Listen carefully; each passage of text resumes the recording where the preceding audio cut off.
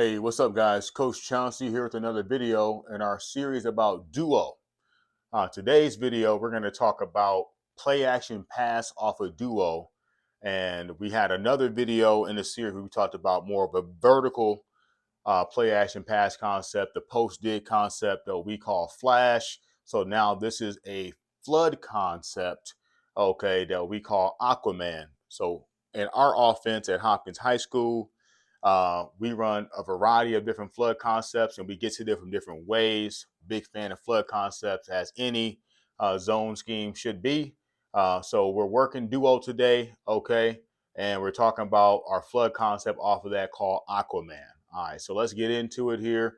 So first and foremost, this is hard play action. So up front, we are blocking it just like duo, okay? We're not going to get very far downfield, at most 2 to 3 yards. Don't want to get called for a penalty, but low helmets, aggressively getting into our gaps, double teaming like crazy, driving people off the ball, making these linebackers, most importantly, believe that it's a run. We want them to aggressively get down into their run fits, which opens up this concept for us. Quarterback, he's taking a full mesh, back hip to front hip, lowering shoulders, everything. Tailback, same thing. Full mesh, downhill, forward, momentum, low shoulders coming up here. Now he's the A-gap protector, A-gap to A-gap. Okay, so now also the Y, our tight end and primary receiver on this concept. He is also taking his path as if he's going to protect the C gap. Okay, so his responsibility in our duo concept is to cut off anything in the C gap. So A gap, B gap, C gap. So if this was the actual run play, he will be taking these exact same steps. Huge coaching point and key in general. Your offense should, for the first 3 steps, look exactly the same and have many things that look like it. So the run, screens, play action passes vertically, horizontally, all the things you like to do, RPO, of course, all the things you like to do around your core scheme, it should all look the same for the first 3 steps so the defense don't know what's coming and you keep them on your heels. One of my strong core beliefs is you want to get a lot out of a little. What does that mean? You should be able to get a lot of yards in production out of a handful of concepts that you can use in different ways, okay, to get what you need out of your system, and also have the necessary things around your core scheme. Duo is our top scheme. So we've got a number of things around duo to protect it from the defense, okay? So now let's get into the concept, okay? So now, again, hard play action pass. We want these linebackers to get aggressive downhill into their gaps, okay? And now this cat daddy has to make a decision. Am I going to be hard off the edge as an edge defender, force defender, okay? Which our duo play, when we run it, is either going to hit hard downhill in the A gap or it's going to bend back. So he's been coached all week. All week long, he's been coached. You need to stay home. You need to set the edge. Hey, he's going to come back to you. We're going to try to spill it back to you. Stay home, stay home. So with him selling the run action and him going down, any good defensive end outside linebacker is going to be taught to squeeze off the edge when something goes away from you. Tackle goes away, tight end goes away. My job is to squeeze and cut off any kind of pursuit, any kind of action that I can spill back into the middle. Okay. So with that said, us knowing that responsibility and that trigger, we're going to sell it like crazy and then put our Y after 3 steps. So first step is get in the gap. 1 step, 2 steps, bang against this defensive lineman. Again, sell it, bang them, and then we're going to pivot out and run a little arrow, okay? So quarterback, hard play action looking, do I have my arrow, okay? No, either the outside linebacker didn't take the cheese and he's in the flat taking it away, or I've got a cloud corner that's sitting in the flat. Great. So now, if you're taking away the short stuff, what we really want to do is throw this crosser, okay, 10 to 12 yards across the field into this window right here is what we want anyway. Cloud stays home, cool. Outside backer up the field, cool. In the flat, cool.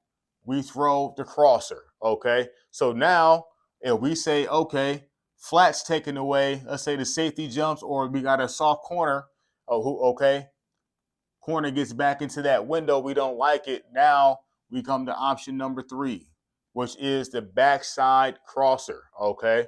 So he's going to climb up at a not quite 45, not quite a 90 degree, but he's going to get some width and get vertical to his depth. And then he's going to be the late crosser coming across. So quarterback, hard mesh.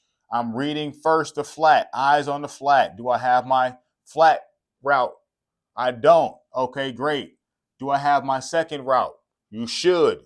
Okay, for some reason I don't. Okay, now I'm looking here. All right, so very difficult for the defense to stop all 3 options off of hard play action pass. Okay, here's another thing.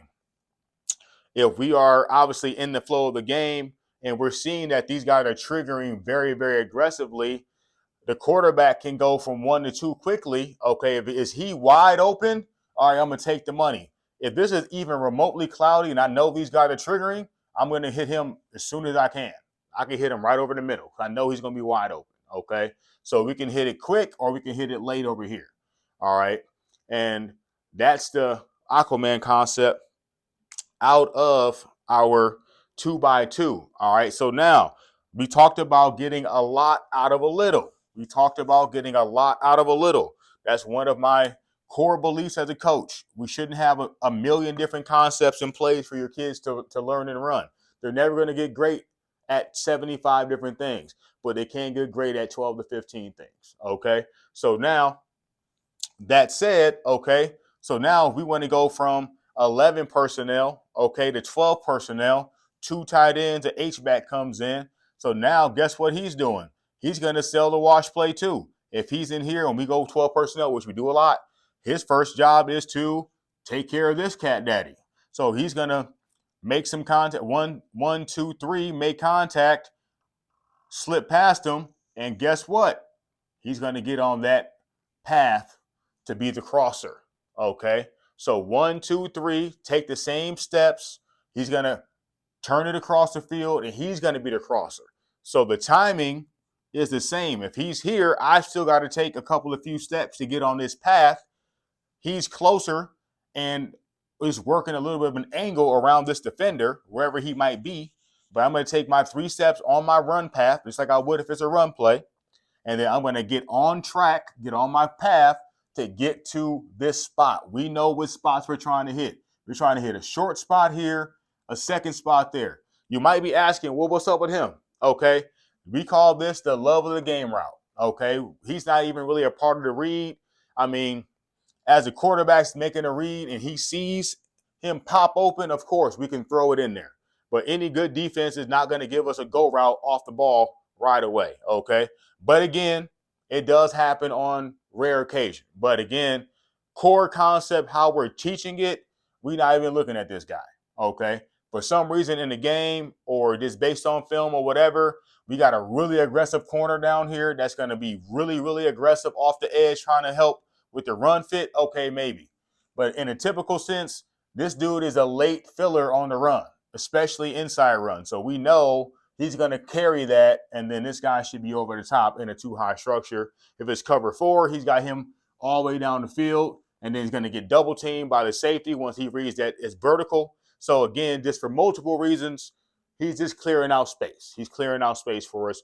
We call that the love of the game route. All right. So now that's 2x2, ace, 12 personnel. Reads are exactly the same. 1, 2 to 3. Okay, 1, 2 to 3. So now check this out. If we want to go from 12 personnel, okay, to 11 personnel real quick and go 3x1, we want to go 3x1, 11 personnel. This is our tray formation. All right, so now all that stays the same, okay? So we're reading the same exact reads, everything is the same, except for we presenting a new personnel group, okay? From a defensive standpoint, they're going to say, okay, hey, the 2 tight ends are not in anymore. They got 1 tight end, 3 receivers. So let's put in smaller bodies to match it, okay? Also, now we're in a trips alignment. So now the coverage and run fits change to where they have to align themselves differently. Typically, defenses want to have 1 extra in coverage and also in the run. So if we've got 3 over here, they're thinking we've got to get 4 over here somehow, okay? But we can chop up that 4 by going with our flood concept. So number 1, hopefully this flat guy does the trigger off the edge. These guys in the middle coming downhill. So now we're really running a super high-low stretch, okay, on whoever the corner is and potentially this hook to curl defender, okay? So again, hard play action, the hook to curl defender's likely going to be in here, okay? If they were to put him over here, he's got hook curl, okay? Now we got the flat. You come off the edge to be the run guy, throw the flat, he's open, take it. All right. He's going to go with him. Okay. He's over the top. So even in a case where, let's say he's got this half, okay, and they're running some kind of a 2 high structure over here, cover 2, cover 6, or something like that, where they got 1 high and 1 low. Okay, cool. We still got that hole to throw that into. And if he sees him coming to the flat, his responsibility is come down in the flat. Okay. If he says, okay, this is a run, okay, when he don't see him coming immediately to the flat and he bails back, now we got the flat. So you see how I'm saying that, okay? We're high-lowing, and then the safety, he's reading vertical releases. All right. If I got an outside receiver, I'm looking 1 to 2, okay, or even 2 to 1, depending upon how he's taught. Both of these are vertical releases, 10 to 12, 10, 12 plus. He's going to be working. I got to get depth to be over the top of these 2 routes, okay? And once I read that he's going vertical, I've got to get vertical. So we're clearing him out with 2 vertical releases on the same side. We're high-lowing the corner and also occupying these outside defenders. And they can't be in all 3 places at the same time. If in a case where they do a good job of making this cloudy, at least, because he should be in the run fit, he's going to be in space, he's going to be either gone or short, we can throw the hole here, or if this is cloudy, we know these guys are in a run fit, he's getting out of there to be over the top. Now I control this crosser over here. Back here, they typically going to be in some kind of a half coverage like that. Okay, so just saying, in a cover 6 situation where they're running cover 6, where there's cover 2 on this side and cover 4 on this side, and he's getting out, I'm getting out. I got my quarter, you got your quarter. So now again, this corner shot, or excuse me, sideline mid shot is going to be wide open. So again, very difficult for them to stop it and slow it down. And we're only running the same concept, just from a different formation. So it's not like our kids have to come out and read 29 different things or run a bunch of different plays.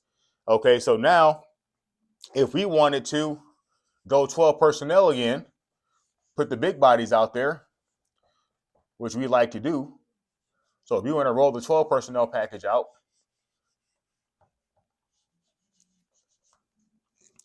so we come out here in our wing formation.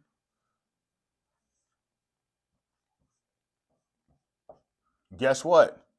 I got the C gap. Okay. I said that backwards. I'm showing I got C gap. I'm going vertical. I got the out. Boom, just like that. That's how easy it is. Okay. Now, the way that I like to do it most, okay, because I'm really big on consistency. Okay. Really big on consistency is I have the H run the out route. And now he is 1, 2, 3, make contact, sell that run. and I'm in the flat. Because guess what? The same way we run in our 3x1 with the little guys, clear out, out, and then he would have the whip route, okay, into the flat. So again, 1, 2, 3. Backside, you got to be off the ball. My bad. He's off the ball. Okay, so we got love of the game. Clear it out for us. Take the top off. All right. Number 2 always has the out. Number 3, you got the whip. All right. 1, 2, 3. Whip it to the flat. You're going vertical, 10 to 12 yards. Bam, breaking it off. Love of the game. Run that off. And then backside, guess what? Still got that crosser. Still got that crosser. Okay. And then the last formation is our wing formation. 13 personnel. 13 personnel. So we go 13, okay. We got all the big dudes in there. We got 3 tight ends in the game, okay. So guess what? We are going to keep it consistent, all right. So boom. We really know we want the out, okay. So we can adjust this to either an out or a corner, okay. We don't have a receiver in here. We don't have a receiver over here, but we're going to keep it the same, okay? So if the receiver's in here, we would have the clear out, okay? Heavy personnel, short yardage, red zone, you're going to have defense in their heavy package. So the corner would be down somewhere in here. So he sees the H going vertical, he's got to go vertical. Cool. Get him out the way, throw the whip, okay? If he stays in the flat or is aggressively off, I can look to my out, okay? Outer corner, we adjust it based on part of the field and how much space we have, okay? But it should be 10 to 12 out, all right? And then guess what? We still have the same crosser coming back on the back of the end zone line or at that 10 to 12 over in the middle, okay? Because again, short yardage, red zone, heavy personnel, even if we're in the middle of the field, any good defense is going to put equal or more, typically try to get a +1 advantage where we would have something like this, with this being their corner over here. Something like that, where they would have equal helmets in here. He's got this gap, I got that gap, I'm in this gap, he's shot into this gap, I got this one, I got this one, you got this one, you got that one. And you're the free hitter. So they're going to treat it like that. Okay, if I know if I go heavy, they're going to go heavy, then I can sell my run. Everybody do our duo blocking up front, sell that run, and then we know if these guys are aggressively coming up the field, we can get him wide open in the flat because they're going to be thinking run and see all the run action. He can slip right past them. By the time they come down to here, he's behind them. He gets to the flat. Okay. If they do come up like that, 1, and then obviously again 2. If they jump this or this is cloudy, there's too much going on, they can't be in 2 places at once. If everybody's low, throw it high. If they go high, throw it low, and then backside crosser coming across your eyes. So I'm looking 1. Do I like it? Yep, throw it. If I don't like it, I'm going 2. Do I like that? Nope, don't like it. This guy's got to be open because, again, 1 step, 2 step, 3 steps, everything looks the same. These guys are coming downhill. Get behind them. Okay, worst case, I'm crossing, hit him in this window. Boom. So that is our duo. We call it red in our offense. Wash is our duo where the tight ends in the run scheme, where we turned it into real, actual duo, tight ends in the run scheme. Smoke means we're going play action pass. And then Aquaman is a flood concept, okay? We have a couple of different ways we get to it. We do it off a duo. We do it off an outside zone. We can sprint out to it. We can naked boot into it. We do a bunch of different things. But again, it's the same concept with the same routes. And we have a couple of tags where we can mix in wheel routes and things like that to keep defenses honest. But That's the video for today. Coach Chauncy, talking duo, my favorite play. Like, comment, subscribe. Out.